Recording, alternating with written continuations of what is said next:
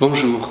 Vous le savez, maintenant que vous êtes coutumier du site Plaisir d'Esthète, que la galerie a à cœur de pouvoir présenter des œuvres de grande qualité, de provenance sûre, et on en parlera à cette occasion, mais également ces dernières acquisitions sous les conseils et l'expertise de Christophe et de Gildas Yoko, les fondateurs de la galerie, qui aujourd'hui sont heureux par mon intermédiaire, de pouvoir vous présenter trois œuvres et trois reliefs originaires du Gandhara, un des domaines que la galerie présente depuis sa création, qui est probablement un des arts de l'Inde les plus réputés, les plus emblématiques. On a maintes fois évoqué et parlé du Gandhara. Il sera peut-être difficile de pouvoir s'en distinguer, mais il est à retenir et à savoir que le Gandhara, c'est un art composite, défini comme un art gréco-bouddhique, qui s'étend des premiers siècles avant Jésus-Christ, après Jésus-Christ notamment pour ce qui est de l'apparition des Kushan, et qui s'étend jusqu'au IIIe siècle après Jésus-Christ, avec une fortune iconographique qui continuera sur le Ladakh, le Cachemire, très tardivement.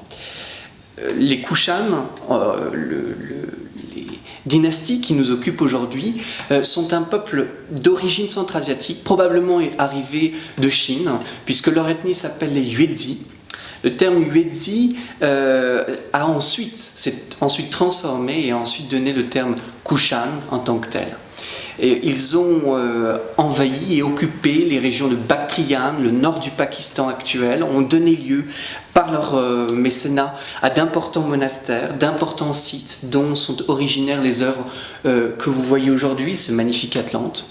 Et il faut, parmi toutes les choses à retenir, savoir que Alexandre le Grand, un personnage de première importance dans l'histoire occidentale, mais aussi pour ces régions, puisqu'en 330, il se met en tête de pouvoir se rendre jusqu'aux confins de l'Indus, une espèce de pré-orientalisme. Sur les récits de Aristote, son maître à penser, il s'est dirigé vers ces contrées, pensant y trouver une terre fantastique, et il ne s'y est pas trompé. Il y a mené une expédition militaire pendant 6 ans. Il y a passé à peine 19 mois en Inde, mais les conséquences et les répercussions que vont avoir sa présence sont importantes. Au moins sur le point de vue esthétique, il va percer les premières routes et les premiers liens importants entre les empires grecs, les empires indiens et les empires chinois, et va permettre la structuration d'un réseau commercial qui, par le biais des échanges, des contacts, va donner lieu à un florissement esthétique remarquable, unique, qui est aujourd'hui ce que l'on considère comme étant l'art du Gandhara. Bien, nous avons devant nous, à tout seigneur, tout honneur, une très belle pièce Gandhara qui illustre bien ces syncrétismes entre influence hellénistique d'une part et influence indienne de l'autre. On pourrait enfin, pour un indianiste, se dire que l'on a en face de soi des iconographies proprement indiennes, d'un Garuda, d'un Gandharva. Il n'en est rien, c'est un Atlante, au sens décoratif du terme, qui, dans le décor des monastères du nord du Pakistan, est un motif fréquent. De ce format-là, je ne pourrais pas en être aussi sûr parce que c'est un très beau format, finement précisé, on y admire sa musculature saillante, avec une jambe gauche pliée, le pied dans le giron, une main posée sur le genou, portant de l'autre main, la droite, la surcharge. Le terme Atlante se réfère à Atlas, qui avait pour seule tâche, pénible tâche, que de porter le monde. Dans l'architecture, ça se traduit autrement, c'est celui qui porte le reste de la structure, et c'est donc une forme de motif un peu anecdotique, un peu ludique, qui vient s'intégrer, ponctuer, animer l'ensemble de la composition. On va passer à une seconde œuvre, que vous allez voir à l'instant. Voilà.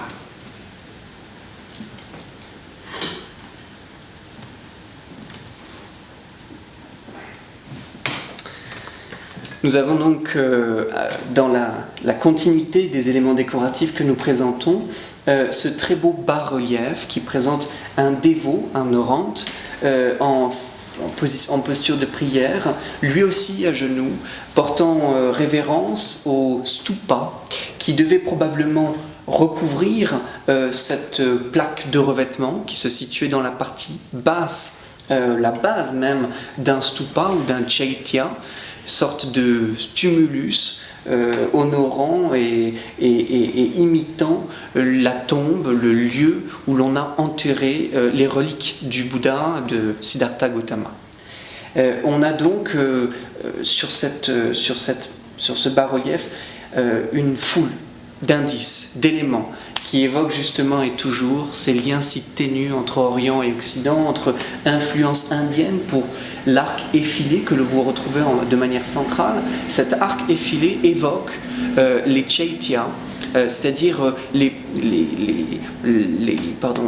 monastères bouddhiques que l'on avait à Karli, à Bhaja, au Maharashtra, en Inde, un peu partout, des chaityas excavés qui imitaient des architectures non pérennes, des architectures en bois, et qui, en tant que telles, abritaient la communauté. C'est donc par ce motif une métaphore du refuge que va trouver, le refuge est là aussi un terme bouddhique, que va retrouver la Sangha, la communauté bouddhique, en prière devant la présence, la relique du Bouddha.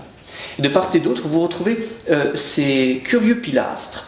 Ces pilastres, là aussi, imitent leur forme légèrement évasée et puis très légèrement bombée en partie sommitale avec ces annelés qui viennent ponctuer l'élévation, imitent quelque peu les chaityas en eux-mêmes. On a un jeu de mise en abîme et de symboles qui est remarquable pour cette œuvre et tout à fait plaisant. Voilà encore un très bel exemple des syncrétismes et des œuvres du Gandhara. Enfin, nous voulions terminer avec ce dernier relief, bas-relief, un chapiteau corinthien. On évoquait précédemment les influences et l'importance du vocabulaire architectural grec dans le vocabulaire architectural du Gandhara. On en a un exemple emblématique. Là où les sculpteurs grecs s'étaient arrêtés à des représentations uniquement végétales pour ce qu'il s'agit des chapiteaux, les sculpteurs du Gandhara, parce que cela participe de la spiritualité et puis de l'appartenance au bouddhisme, vont intégrer de manière un peu malicieuse et cocasse cette figure du Bouddha, dont on suppose par la disposition des mains qu'il était tantôt en Abhaya Mudra, c'est-à-dire geste de l'apaisement, tantôt en Vitarka Mudra, geste de l'argumentation. Les deux évoquant bien évidemment les valeurs du Bouddha et de la doctrine. Il porte un lourd drapé, celui de l'Himation, celui là encore de la toge romaine et grecque. Cet ensemble, s'il faut le dire, évoque une légende. Rappelons-nous que selon Vitruve, l'apparition de la feuille d'acanthe, l'apparition de l'acanthe dans le vocabulaire corinthien est prêtée à Callimaque, qui au 5e siècle aurait vu un enfant déposer sur la tombe funéraire d'un autre enfant un panier dans lequel il aurait déposé et disposé des feuilles d'acanthe. Une fois retourné dans son atelier, Callimaque aurait voulu rendre hommage à ce moment en intégrant au-dessus des colonnes des espaces funéraires ce même motif, un panier qui de l'intérieur déploierait des crosses de végétaux et des crosses d'acanthe se déployant en 3 registres superposés. Tout ça participe bien évidemment de la relation au funéraire et de cette culture d'importation des syncrétismes qui nous parviennent jusqu'à nous à travers cet attachant bas-relief et de ce syncrétisme permanent qu'est l'art du Gandhara. Je vous remercie pour votre attention et je vous souhaite une très belle journée.